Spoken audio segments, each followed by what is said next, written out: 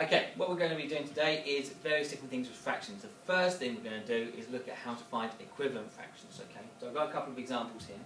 And what we need to do is look at the one that we've got the same of. So we've got a denominator of 3 here, so we've got a denominator of 15 here.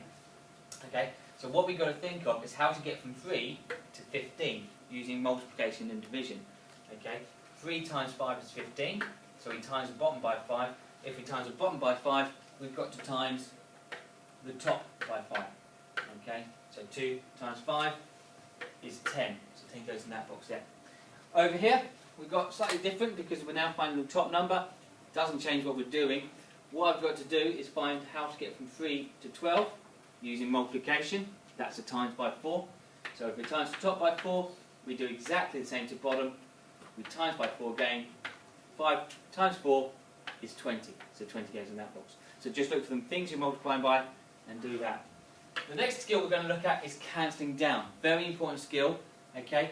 This time we've got to divide because we're going down, going opposite. But we're not told what we divide by. So we've got to find something that's that has 9 and 12 in its times table. So you think about 9 and 12, what goes into 9 and 12 is 3. So the thing we do is we divide by 3. Both top and bottom divide by 3. 9 divided by 3 is 3. 12 divided by 3 is 4. So that cancels down to 3/4. Down here, 12 over 30. Okay, I'm going to think are they both divisible by 2? So I'm going to divide them both by 2. 6 divided by 2 is 12 divided by 2 is 6. 30 divided by 2 is 15. I'm going to think again. I can do something else. 6 and 15 are both in the 3 times table. So now I'm going to divide by 3. 6 divided by 3 is 2. 15 divided by 3 is 5. So just because you cancel down once, always check that you can cancel if you can't cancel down again. Last 2 skills we're going to look at, very important skills. Improper fractions to mixed numbers. 5 halves.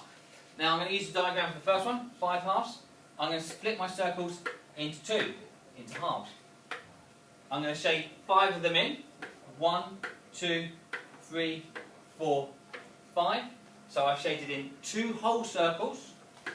So I've got 2 holes. And I've shaded in 1 half of a circle. So I've got 1 half, 2 and a half. Of course, some people would like to do that without drawing. So let's have a look at this one down here, 23 over 7. What I do is I find out how many 7s go into 23. 3 7s are 21. So I know that 3 7s go into 23. And my remainder is 2 to go from 21 to 23. So I've got 3 and 2 7s. Okay? 3 7s in 23, remainder of 2, and the denominator stays the same. Last skill we're going to look at, which is going to be very good for my cameraman, is mixed numbers to improper fractions. We've done halves, let's have a look at another one. 4 and 2 thirds. Okay, so this time I'm going to split my circles into 3s. Okay, very easily, like that. I've got 4 holes, so I'm going to shade in 4 whole circles.